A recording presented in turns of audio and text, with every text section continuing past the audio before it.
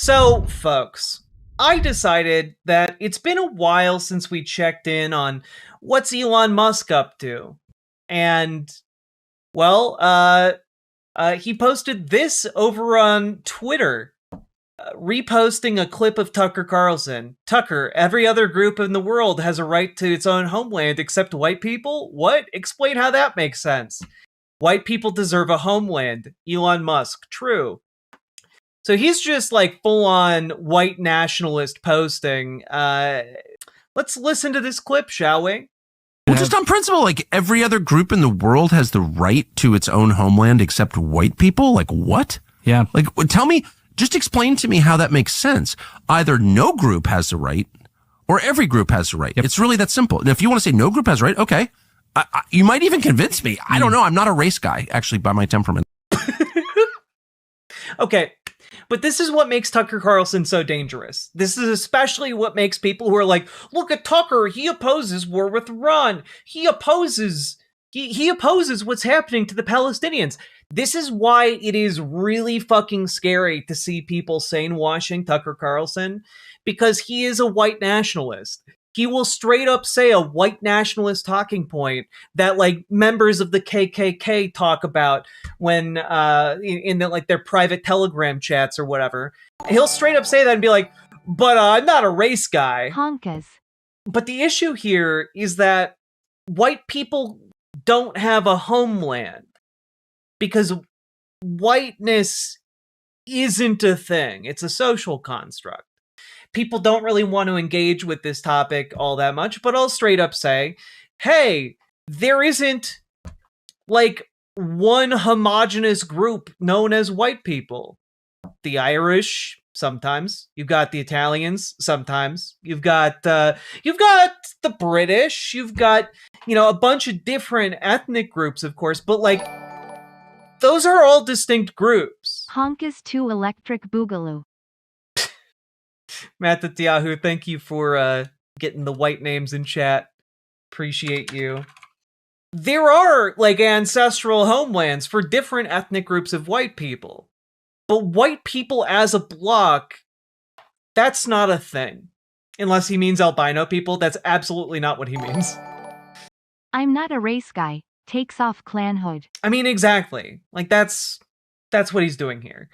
But let's just listen to the rest of this clip. Not all. I'd kind of like to ignore it. But as long as some groups have a right to self-determination, then every group has a right. Yep. It's that simple. Yes. And if there's a special carve-out where one group doesn't have a right, you have to explain to me why that group doesn't have that right. Yep. Absolutely. Is that fair? No, it's absolutely fair. Well, I think South Africa is a... What? I mean, what the hell is... Why are we playing along with this nonsense? Yeah, it's this... Also, like... What's absolutely insane to me is to start claiming like the ancestral homeland of like the white Afrikaners in South Africa is South Africa. Like, are you kidding? Like, what? What? You have a right to your white homeland in South Africa? Are you sure about that? Are you sure? Like, God, the fact that he's talking to like this pro-apartheid motherfucker here while talking about, don't white people have the right to self-determination to create a whites-only nation? But I'm not a race guy. Like, it's fucking nuts that Tucker Carlson has been allowed to like scuttle back into power. It is crazy. The fact that anyone on the left, Cenk Uygur, if you can still even be counted on the left, thinks that working with Tucker Carlson is a good idea, like, you're fucking deluded. Just straight up. This narrative has become this massive stream that is turned into rapids on a river that just pulls everyone along. And this narrative just says if you're white, then there's inherently something wrong with you. It doesn't make any... What narrative are you talking about? What do you... Like, again, all of these aggrieved losers go out there day after day and they're like, your kids are being taught to hate themselves because they're white. They're being taught that having white skin is bad and that will lead to the destruction of white people. And it's just like fucking racist fear-mongering over something that isn't happening. Like, I'm sorry, your white kids aren't going to school and being taught that being white is bad. That's just like conservative fantasizing, you know, as far as they go, you know, doomer fantasizing about schools. It's weird that they're fantasizing about schools at all, let's be very clear here, but we all know there's a reason for that. It's even more insane that TC asks more follow-up questions than the MSM. Walter Right? Cronkite is rolling over in his grave. Like, everyone was trying to give, like, scrambling over themselves to give Tucker Carlson, like, flowers for how he handled Mike Huckabee. But I need y'all to understand, he's just a guy who asks very basic follow-up questions. And he's also anti-Semitic. So, like, this was a perfect storm for him. It's frustrating as fuck. Sense, and it's leading toward a really bad conclusion, obviously, as it has for every other group targeted in this way has really suffered and there are a lot of them. Okay. It's not, there are a lot of them. Yep. And it never ends up well. And I just don't know why we're playing along where you're not even allowed to say, oh, you haven't been. I don't care anymore, obviously. As a kid, I was self-hating over being white because of the genocide of indigenous people, but I'm also dumb as shit and had other unaddressed problems. Well, yeah, and that's the thing. Because part of the reason there is that feeling is because we're not teaching we're not teaching history properly. We're not actually having conversations about the historical events in full, really. Like, and what happens when you don't like sit down and have that conversation about these basics, even if they're uncomfortable conversations about historical realities, then what winds up happening is that kids do feel like, oh, people who looked like me did that, and then they feel really bad that they look like that. When instead of teaching the topic as it should be taught, which is that these are historical evils that we like live with echoing into our reality to this day, and we need to like stand up against them. And we need to stand up against those things repeating themselves now, but also we need to stand up against the unjust effects of those past actions. Like, in a sense, we are all standing up and have to make the decision to stand up against the historical evils of slavery that reverberate into the present day, which is, by the way, part of the premise of ideas like teaching explicit anti-racism. You know, that's part of why people were advocating for that, because when you are actively against racism, then you're aware of it. Whereas teaching people colorblindness essentially teaches them to just ignore the current injustices that beset us as a result, the inheritance of these past atrocities. And so, like, it's important to teach an active opposition to these things. And we don't do that. In part because conservatives don't want us to do that because they still hold racist views. Like, that's fully it, right? And so, I don't know. Like, I hope what I'm saying here is all making sense to you guys. Again, either every group has a right to self-determination or no group does. You can't have this system where, some groups do or all groups do but one. No. It's all or nothing on this. Yeah, well, I can guarantee. Tell me how I'm wrong. No, well, I can guarantee you that when I get back home, I'm going to be in a lot of trouble for this interview. Well, I don't know why though. I mean, like, what's the counter argument? I don't really get it. Like, what is the counter argument? There's only one group on the entire face of the planet that doesn't have the right that every other group has. Well, also, countries, you do have the right to form an ethnostate, but do you have the power to keep it? Like, that's kind of the thing, right? Like, when we're talking about nation states and nation building, we're not really talking about like the right to do it. You're talking about the power to do it. And these are two very different things. Like, you could have like an ethnostate that violently enforces that, homogeneity, but like that requires military power to enforce and to maintain. And like nation states fundamentally are a way of organizing power. So part of the issue here is that he's like, well, don't white people have the right to maintain white countries? And like, no, you don't have that right, because other people also have the right to self-determination. And some of those people happen to live in areas that, these white nationalists want to claim as their own. And when you start getting down into that situation, that's when the power kicks in. It's not simply, and what Tucker Carlson is talking about here is not simply a right to self-determine. He's also talking about a right to impose your will on other people. This is part of why he's so dangerous. He is injecting these ideas into the body politic. No, you don't have that right. Sorry well, again, but I'm saying, like, if someone is an individual white nationalist, they have a, I guess abstractly, a right to say, I, as an individual, am self-determining that I and my household is whites only. And like, you have that right, I guess, in an intellectual sense, but like, it requires power to make that real.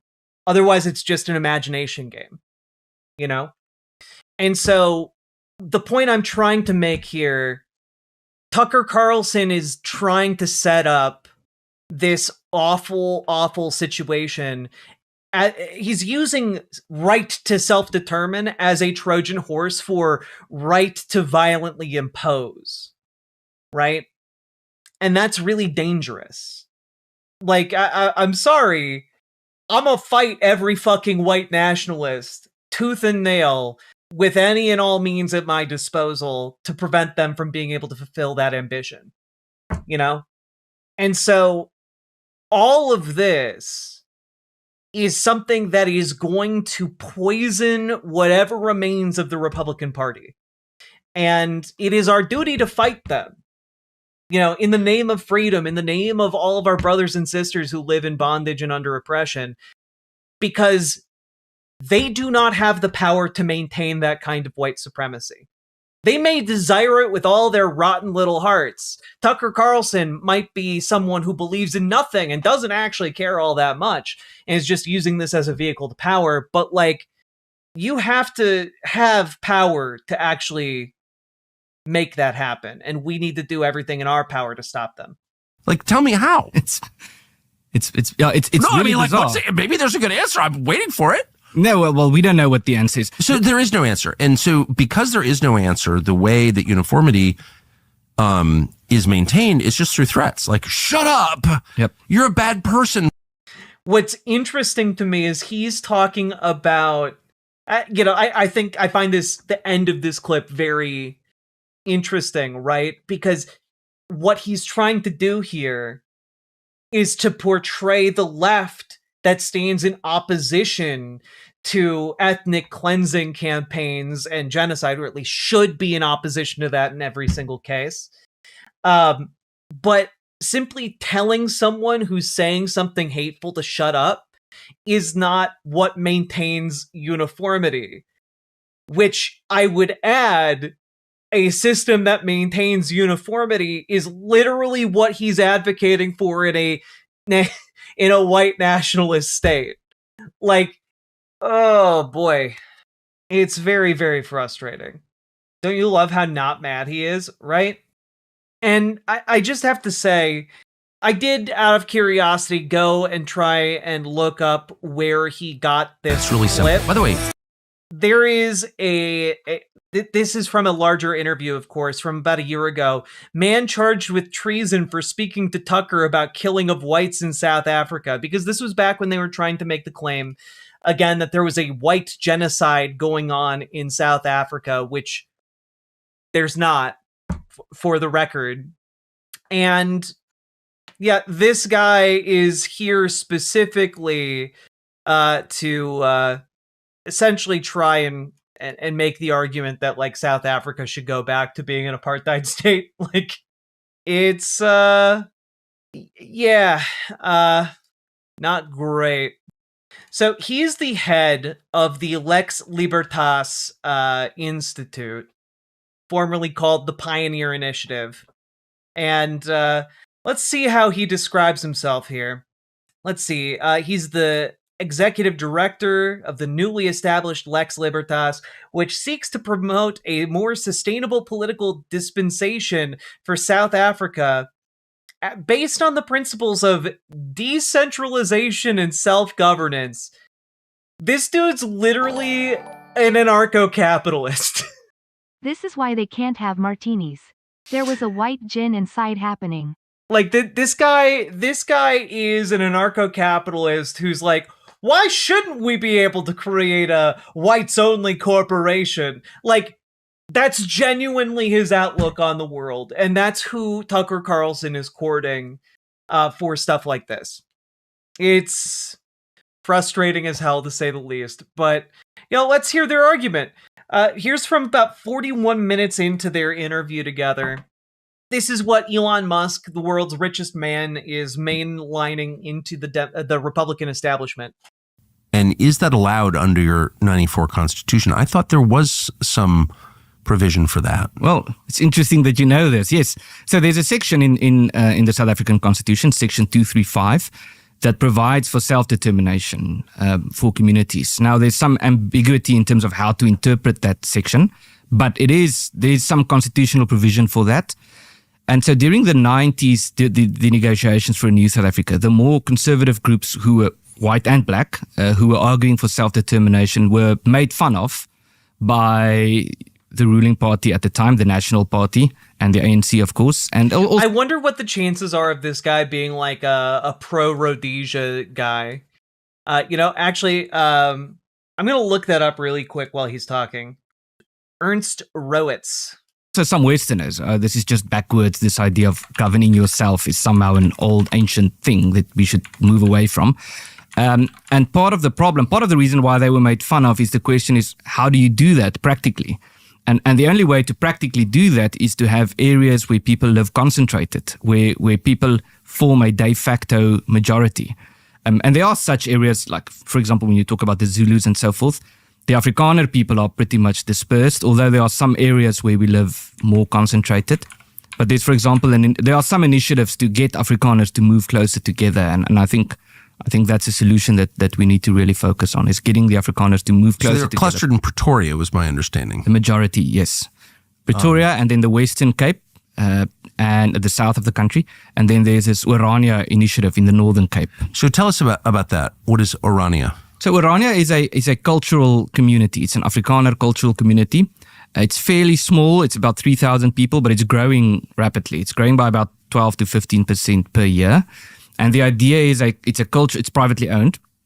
It's a community where the Afrikaner culture can survive and flourish. And it has been growing at quite a pace, even though it's from a small base. But the idea is to say this is an area where we are the majority and we make our own decisions. We make our own laws. We govern ourselves. We make our own decisions in terms of what happens with our tax money, what happens with our streets, what type of monuments. Do you murder other people or oppress other people?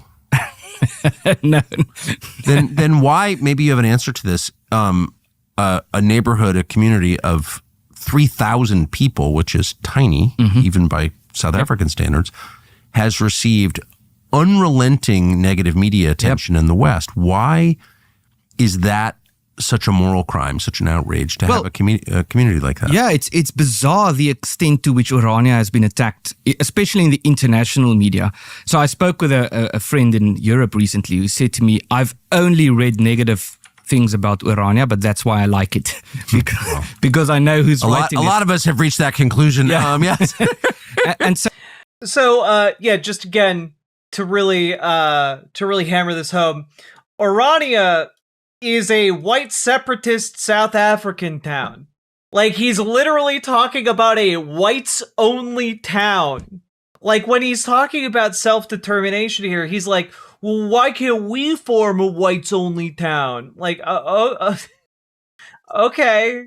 Oh, it's been getting heavy backlash in the international press. Oh, I can't imagine why. Why a town of known racists would be reviled. That's almost like being a racist is bad.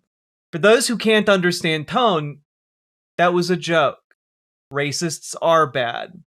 So in South Africa, there are many The traditional. lying is just, can I just pause and just say, the lying is unsustainable. When you open up the New York Times and it's a safe bet that whatever they're telling you is the opposite of the truth, then you've reached a point where it's like, why even have media coverage at that point? You know what I mean? Yeah. So in South Africa, there are many cultural communities, like Zulu communities, different. Let's say there are many black cultural communities, and when they are reported on by the media, they would say this Zulu cultural community so-and-so, or this Xhosa cultural community is doing this. But when it's Orania, they say it's a whites-only enclave. That's the term they use, even though it's a cultural community. So black communities... But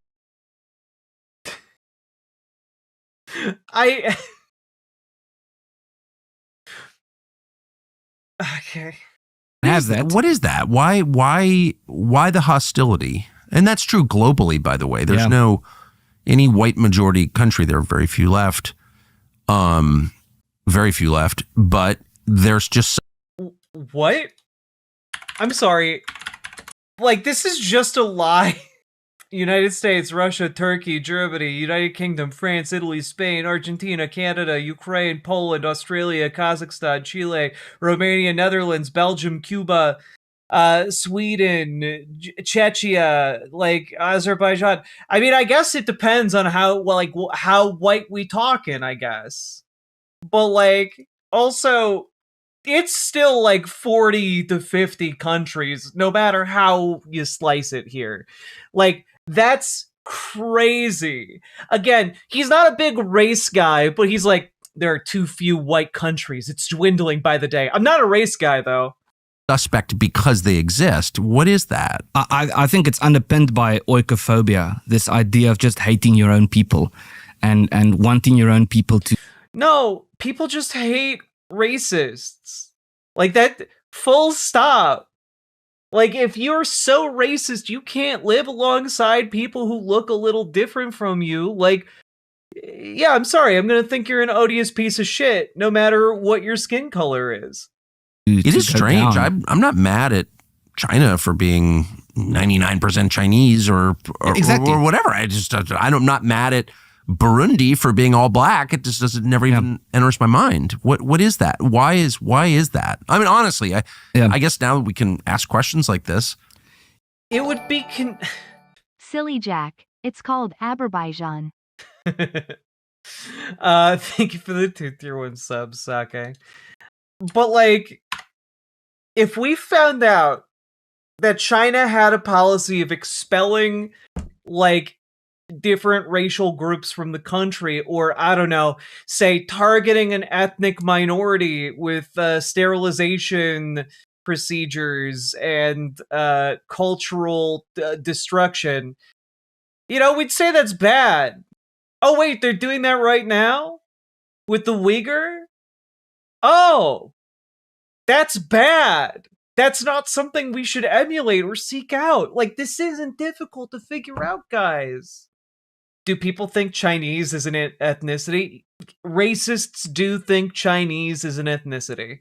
They don't know that the Han exist as an ethnic bloc. Yeah, do you have any idea? I honestly think it's underpinned by an enormous sense of guilt within Western society or the Western world, not knowing how to make sense of the Second World War, and being influenced over decades and centuries by enlightened philosophy that talks about how you are the problem and how you should have a sense of guilt for who you are, and the idea that community and identity is a bad thing. But it's not a bad thing if it's someone else. If not only is it not a bad thing, it's required by law. Community and identity, I mean, those are like the buzzwords of the moment. Yes. But those are, I mean, basically it's just like everyone hates whites, including a lot of whites, and I just don't understand. Everyone hates whites. Like, what are you talking about? Like, again, it's just imagined, like, racial grievance politics. That's it. Like, oh, people hate people for being white. No, people are upset about, like, the legacy of colonialism. They're upset about the legacy of, like, countless genocides. I can't believe they're not investigating the Hibernians with their Clover space lasers. Ah, yes, the Hibernian conspiracy. They came from inside the hollow earth. with their Clover space lasers. Sake Tanuki, thank you for the 2 tier 1 subs. Understand that. I am white, but I'm kind of agnostic on the question. I kind of like all people. I think they're all created by God. I'm kind of agnostic on it, but I did spend the last 10 minutes talking about how the world hates white people for some ill-defined, nebulous reason that I'm never going to fully explain. But we're required to. I just don't get it. Why do they all hate white people? What? I don't get it. Why are they all out there saying white people just go home, and then they're throwing rocks at us, and then we gotta go home? Why are they doing that? They're not doing that. That has not happened here. Stop it. I send my white kid to school, and they go into the building, and they come out, and they say, "Oh gosh, gosh, Dad, gosh, Mom, they taught me today to hate my race." What are you talking about? I was in history class, and Mrs. Nemenblatz, she said that I should hate my white skin. And I said, why? And she said, because white people are bad. And then I had to go sit in the corner with a dunce cap on my head. Aw, geez. I went to history class today, and my teacher said it was the law that we have to hate white people now. I guess I'm just full of self-loathing, and I just hate other white people now. Ah, jeez. What are you talking about, man? You're being indoctrinated to hate your race. No, the only people that make me embarrassed to share a skin color with them are people like Tucker Carlson who are peddling this racist bullshit. This dude sucks.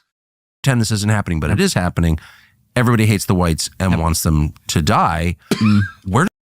Geez, Dad, I went to school today and my history teacher said, because of the sins of my forefathers, we gotta die. So I'll be going to the sacrificial altar after school to give my life up for the cause, because we gotta make up for all the bad things our ancestors did. Come on.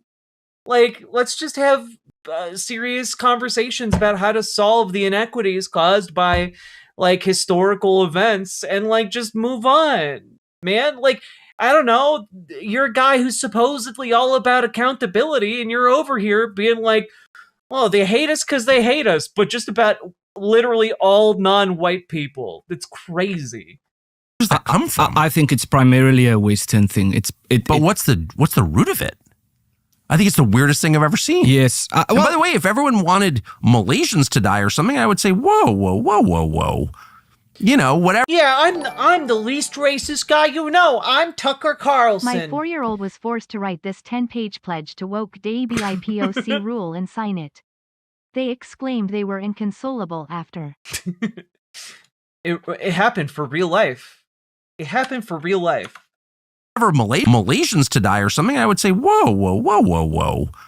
I'm not a race guy. My name's Tucker Carlson. I'm not a race guy, but I did just come up with an entire group of people that, weirdly enough, was an ethnic group and not a racial group.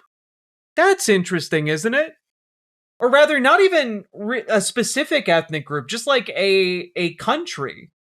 Just the residents of another country. Isn't that weird?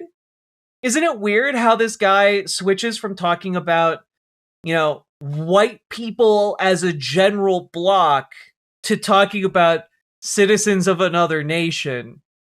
And he's just going between that without any kind of hitch in his giddy up. No pause, no nothing.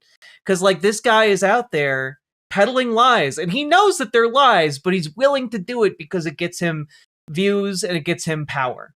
And Tucker Carlson is a guy who's all about building that power. Whatever Malaysia has done through the years, you can't attack people on the basis of their Malaysianness. That's just wrong. I would say that, and I would mean it too. Yes. But it's considered a crime to say that about whites? Where does that come from? I'm honestly baffled. Do you have any idea? Well, no, I can only speculate. I think some part of this oikophobia, I honestly think Enlightenment philosophy has played a big role in this.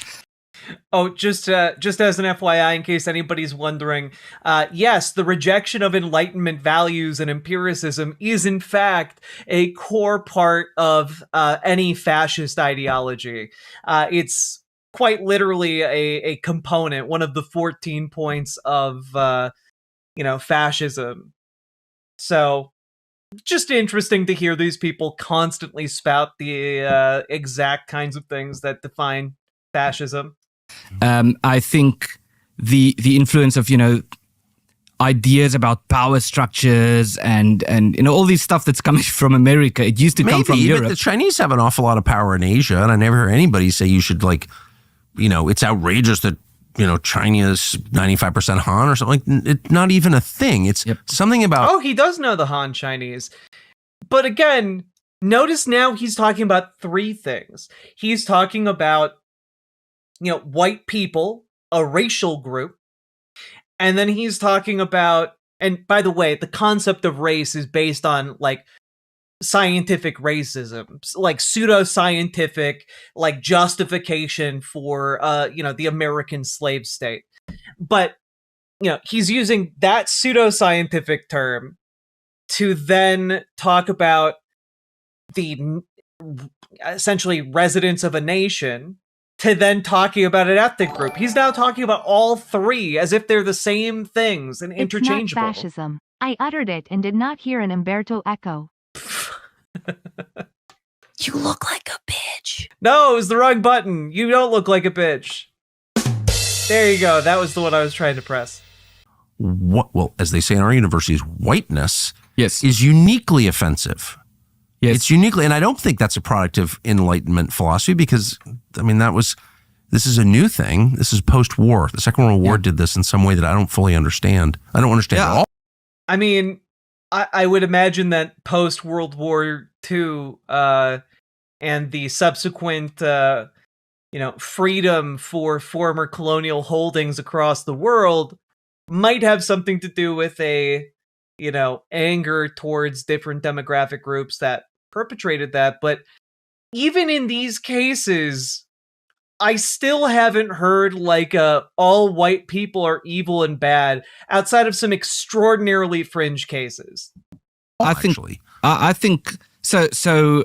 Alasdair MacIntyre has an explanation of how to make sense of how we derailed in trying to make sense of the Second World War. I mean, obviously, Hitler was evil and all of that. I mean, no one disagrees with that. Obviously. But so the wrong lesson from the Second World War is that nationalism is evil, or a sense of pride in your identity is evil. And there are a lot of people who would really like us to believe this, that we need to abolish communal.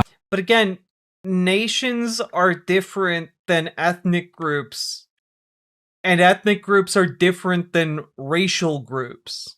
Identities. MacIntyre's line. Only when they're white. Yes. Yeah, of course. So it's actually, I don't think anyone thought the lesson of the war was that nationalism is evil, only that nationalism when whites do it. Yeah, when whites do it, yeah. So Jesus Christ. Okay, yeah, not a race guy though. Tucker Carlson, not a race guy. Don't look, he might seem like a race guy, but he's not a race guy, MacIntyre's line is that a sense of communal identity and pursuing what is good for your people is a good. And what went wrong with the Second World War was that Hitler was trying to pursue this good at the expense of all other goods. He was detaching this one thing from everything else. And you cannot do that without committing evil and inflicting evil. And so also just worth noting that Tucker Carlson brought up the idea that nationalism wasn't bad. Well, I guess it's only bad when white people does it. He brought that up in relation to talking about Hitler. Like Hitler was bad, and he's like, yeah, no, everyone agrees with that. But then they're just whitewashing Nazi ideas. That's it. Oh boy. So I think it's a bizarre situation where we are in currently, but so I thought and think that the lesson of the Second World War was that targeting people for violence and discrimination, but especially violence on the basis of their immutable genetic characteristics was wrong. That's what I was taught. It's inherently evil. I believe that now as much as I've ever believed it. But it's just crazy to see people say that on the one hand, and then for a lot of people, a lot of our leaders, the lesson of the Second World War was, no, that's good. Yeah. Actually, you need to target more people on the basis of their immutable ethnic characteristics, their whiteness. Their immutable ethnic characteristics, their whiteness. Oh boy, but you're not talking about the same things. Ethnicity and race are different things, and nationality is a third different thing. Stop it. Yes. And kill them. Like, that's the... Who is saying this? Like, he's created a whole ass straw army to fight this point. Like, no one is saying this. Outside of, again, fringe weirdos on, like, TikTok. Lesson? No, that's the opposite lesson, right? Yeah, of course. Well, so in South Africa, and this is part of the bizarre part of it, is the ruling party in South Africa, they would write in their own policy documents. They say our ideology is a blend of race, nationalism, and socialism. That's literally what Nazi means. Now, I'm not saying they're Nazis, but in some sense, they're calling themselves Nazis. If they say we promote a combination of race, nationalism, and socialism. Yeah, I don't think people can hear themselves. I mean, I think even this conversation will be like, oh, that's a Nazi conversation. It's like, no. We're arguing, or I'll speak for myself, I'm arguing against what I thought the core idea was. Okay, real quick, I wanna look up this claim. That's literally what Nazi means. Blend in their own policy documents. They say our ideology is a blend of race, nationalism, and socialism. That's literally what Nazi means. Now, I'm not saying they're Nazis, but in some sense, they're calling themselves Nazis. If they say we promote a combination of race, nationalism, and socialism. Yeah, I don't think people can hear themselves. I mean, I think even this conversation will be like, oh, that's a Nazi conversation. It's like, no. We're arguing. I'm sorry, which of these groups? Yes. And kill them. Yeah, of course. Well, so in South Africa, and this is part of the bizarre part of it, is the ruling party in South Africa, they would write in their own. Okay, I'm gonna look this up real quick. Majority Party South Africa. Keep in mind, I know nothing about South African politics, like whatsoever, but I am curious to know if he's just pulling this wholesale out of his ass. Okay, so the African National Congress is the largest. ANC. Oh, okay. So in their documents, they do talk about race, but in the context of rectifying the wrongs done by the apartheid system. So yeah, they have a heavy focus on race because part of the goal of their political party is to rectify that situation, that imbalance that exists. And like, I do want to know if they've got other things going on here. I'm unclear about what exactly is socialist about South Africa that he's alleging, or about the ANC that he's alleging, because as far as I know, South Africa is very much in kind of that neoliberal capitalist camp. So I'm a bit confused exactly what he's talking about in that regard. Genuinely, I'm not seeing anything else about like this socialist element. So I think the Nazi might be lying here, guys. In their own policy documents, they say our ideology is a blend of race, nationalism, and socialism. That's literally what Nazi means. Now, I'm not saying they're Nazis, but in some sense, they're calling themselves Nazis. If they say we promote a combination of race, nationalism, and socialism. Yeah, I don't think people can hear themselves. I mean, I think even this conversation will be like, oh, that's a Nazi conversation. It's like, no. We're arguing, or I'll speak for myself, I'm arguing against what I thought the core idea was, or the core bad idea in the Second World War, which is that you should attack people, hurt people because of how they were born. I'm just based on who they are. Always been opposed to that. I will always be opposed to that. But now it's like complaining about it makes, I don't know, it's all so... You're not even allowed to say this has to stop. It's also fake. It's also fake. Yeah. Like, it's actually, this is all a cover for something much more sinister that is not really related to the Second World War, like I just don't think, because it doesn't make any sense. As an intellectual exercise, you just like immediately hit a brick wall. Yep. Like what you're saying is nonsensical, right?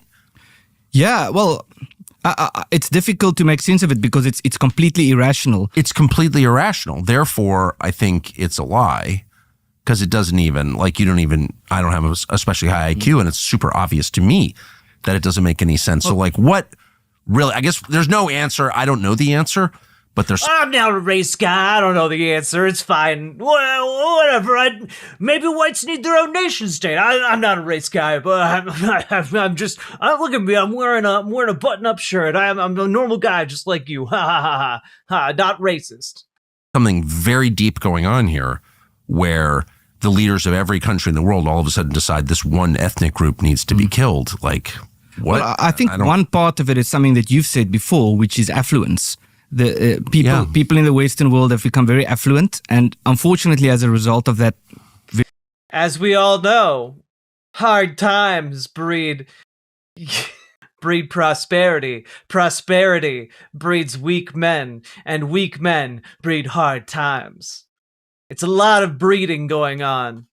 Very self-centered, and in many ways, they've become disconnected from their communities, disconnected from their tradition and so forth. There's no doubt about that. But I mean, I just spent a lot of... That's right. It's very important and intrinsic to our society that only white people be allowed to participate in it. It's just our culture, bro. It's such an insane argument to make. Like, no, you don't have the right to live next to me and build a farm where you do the things you want to do.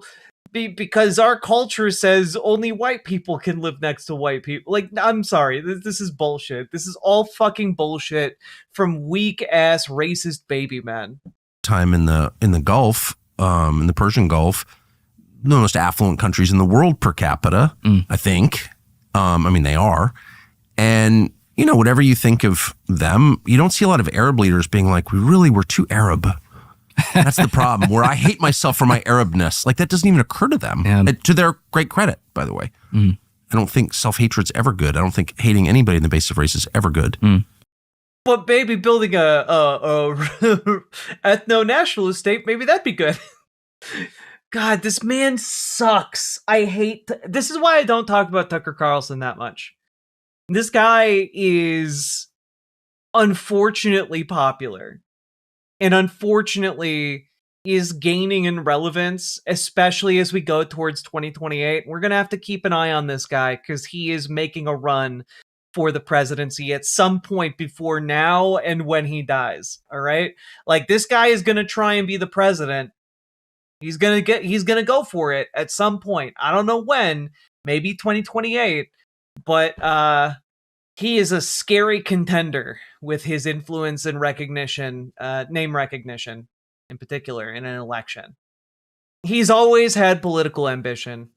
It's only this one group that does it. I'd like to believe, Tucker and I hope that I'm right, versus Stewart should have been a swan song to marrying into a TV dinner fortune and trying to fail upwards in journalism.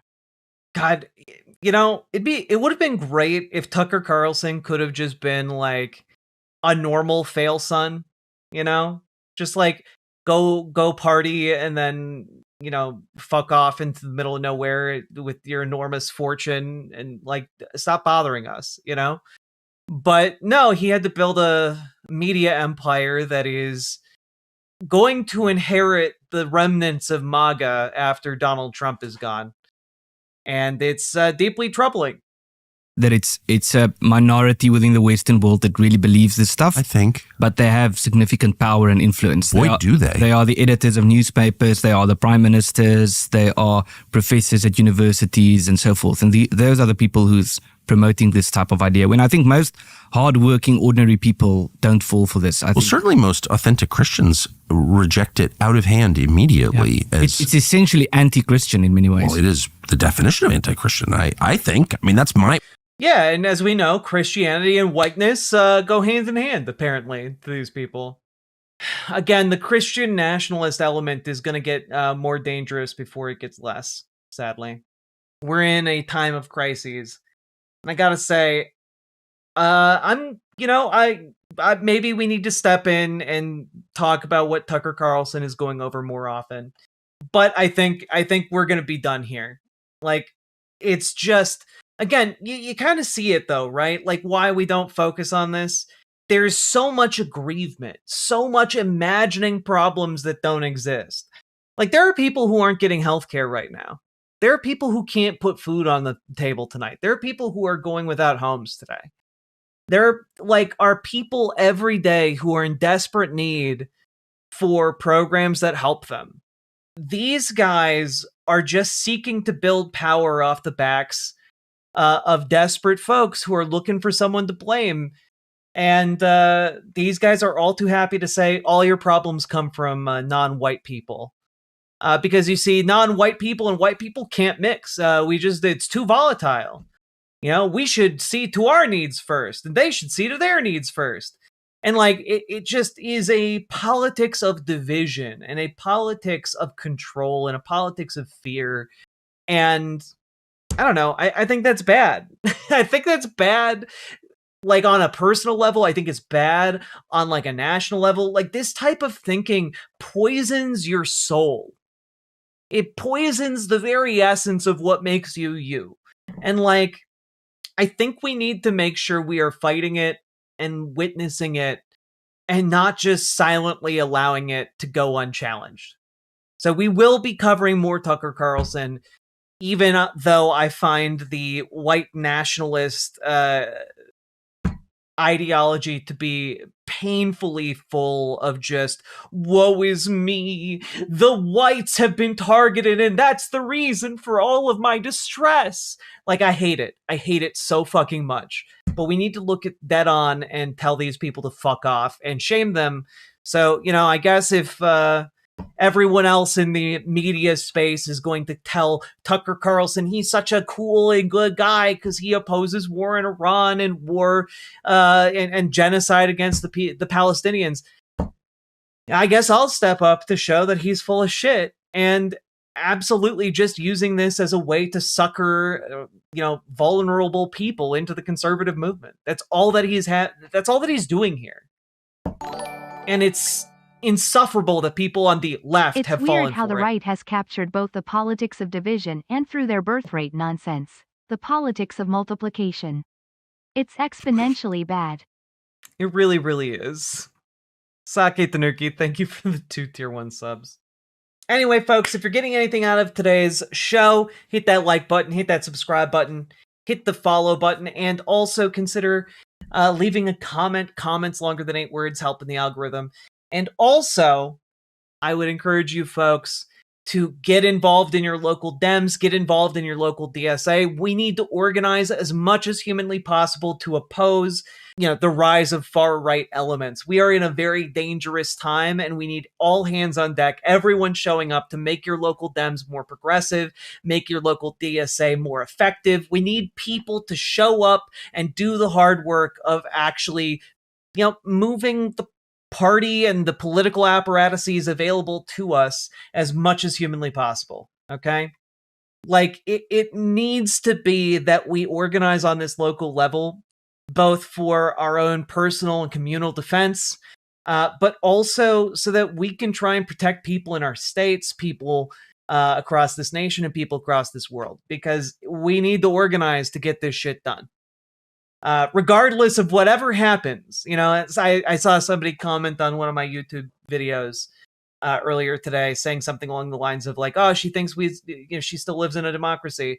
And it's just ultimately it doesn't matter whether we live in a democracy or not, because the solution to all of our problems, regardless of what kind of tyranny we face, regardless of what kind of oppression we face, is always going to be the same, which is we, the working people, organizing amongst ourselves and rising up to fight the powerful that would oppress us. It is going to be the same whether we are against an absolute monarch, whether we are against oligarchs, whether we are against anarcho-capitalist warlords. It doesn't matter. The mission stays the same and the solution remains the same. It is organizing. It is organizing, it is organizing, it is organizing. And so, to a degree, I talk about America and the Republic and democracy, as concepts because I think that they are good or ways to organize working people, because we all share this mythos of America. We all share this idea that we are equals under a certain document that has a certain heritage attached to it, or provenance attached to it. And I think we should use that in order to mobilize and work together. And so I guess what I'm trying to say here is that regardless of how bad it gets, regardless of what kind of oppression we are up against, fascist, authoritarian, nationalist, socialist, whatever kind of oppression or would-be authoritarian comes our way, the solution is always going to be organizing. We aren't a democracy, our choices don't matter. That's where you're wrong. Even if we aren't a democracy, our choices still fucking matter. Our choice to organize or be oppressed, it matters. All right? I don't want any of this shit that is helping the enemy. Stop handing fascists more ammunition. And so, again, I just have to say, our job is to use anything and everything at our disposal in order to stop the spread of fascism. It is important. The Electoral College votes instead of us. Trump has lost the popular vote. Then we organize harder. We organize better. And I do want to emphasize, organization does not just have to be for electoral purposes. It is also for the sake of community defense, which has happened in places like Minnesota. It has happened in places, like Portland. It has happened in all kinds of places across this country. But if you organize for electoral purposes, then you can organize for other purposes, which should be obvious. And yet I feel like I do need to say it quite a bit, because people can't necessarily put those two dots together for whatever reason. My philosophy has been and will continue to be that if you cannot convince people to show up to cast a vote, you are not going to be able to convince people to show up and do anything else. You are not going to be able to rely on people to show up to do anything else. Casting a vote is literally entry-level political action. Everyone should be able to do it. And those who find themselves incapable of doing that or organizing along those lines certainly cannot be trusted to organize along any other line. It's frustrating, it's slow, but it's necessary work. And I appreciate those of you who have stepped up to actually do it. I've seen you guys leaving your stories in the comments, and just know it means the world to me whenever one of you guys is talking about a new political action you've done, a new way you are reaching out, a new way you're building community. I live for that shit, okay? Because you are doing the thing that is the antidote to all the doomering, which is going out, finding community, and doing good work. So, all that being said, folks, join your local Dems, join your local DSA, get organized with some kind of local group, and get to work, because we have a lot of work to do together to move these mountains to the left. All that being said, check out ImogeneOlivia.com, gender euphoric lingerie designed from the ground up for trans femmes, also tested with cis men, cis women, non-binary folks. Super comfortable, non-tucking lingerie. It is very comfortable and very sexy. We got new styles coming in the near future, as well as new colors and sizes, so do check it out. And with that, links down in the doobly-doo. Let's keep on going. Riverboat deck is going to town. All the viewers gather around. Twitch and YouTube is where she streams. All that content is bursting the seams. Politics, being plenty more. Her sense of fashion you'll adore. So grab your stuff and hop aboard. We're going straight to Jack's Discord.